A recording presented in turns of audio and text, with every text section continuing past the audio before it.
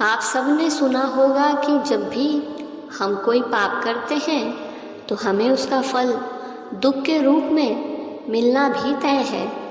किसी को अपने पिछले जन्मों के पापों की सजा मिल रही है तो कोई इसी जन्म में किए गए पापों के कारण दुख भोग रहा है।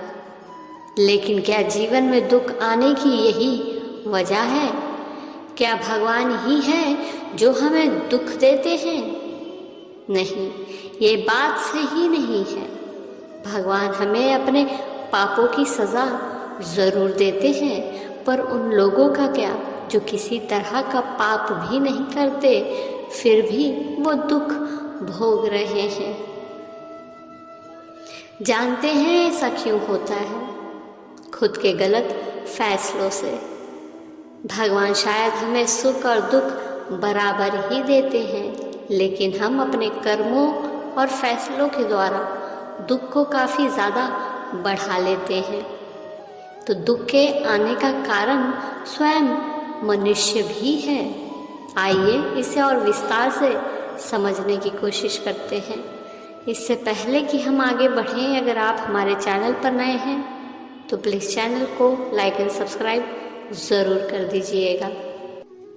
आज मनुष्य अपने दुख से कम दुखी और दूसरों के सुख से ज़्यादा दुखी है। आज आदमी इसलिए दुखी नहीं कि उसके पास कम है, बल्कि इसलिए दुखी है कि दूसरों के पास अधिक है। हमारे शास्त्रों ने इसे मत्सर भाव कहा है।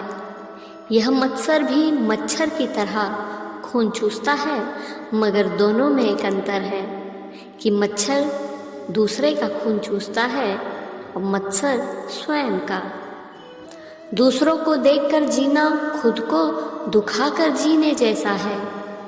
किसी की खुशी को देखकर चलना उस मसाल की तरह जलना है जिसे दूसरों को खाक करने से पहले स्वयं को राख करना पड़ता है। आपके पास जो है वो निसंदेह पर्याप्त है। जो है उसके लिए परमात्मा को धन्यवाद दो। जो नहीं मिला उसके लिए किसी को दोष देने की बजाय अपनी योग्यता को बढ़ाओ।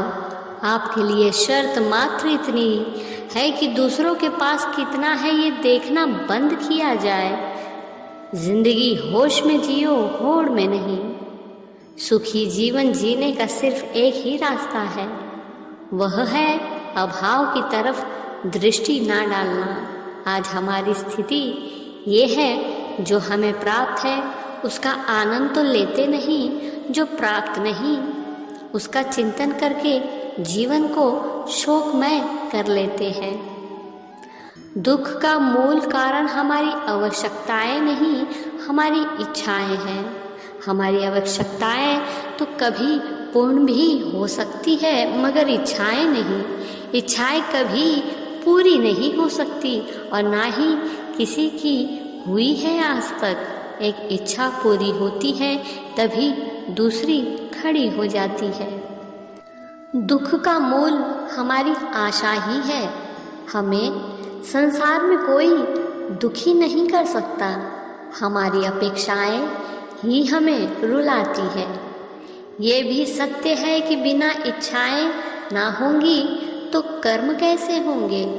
इच्छा रहित जीवन में निराशा आ जाता है, लेकिन अति इच्छा रखने वाला और असंतोषी हमेशा दुखी ही रहते हैं। जीवन में सुख दुख का चक्र चलता रहता है। कुछ लोग ऐसे होते हैं जो बड़ी से बड़ी विपदा को भी हंसकर झेल जाते हैं। कुछ लोग ऐसे होते हैं जो एक दुख से ही इतने टूट जाते हैं कि पूरे जीवन उस दुख से मुक्त नहीं हो पाते। हमेशा अपने दुख को सीने से लगाए घूमते रहते हैं, जबकि हकीकत ये है कि जो बीत गया सो बीत गया।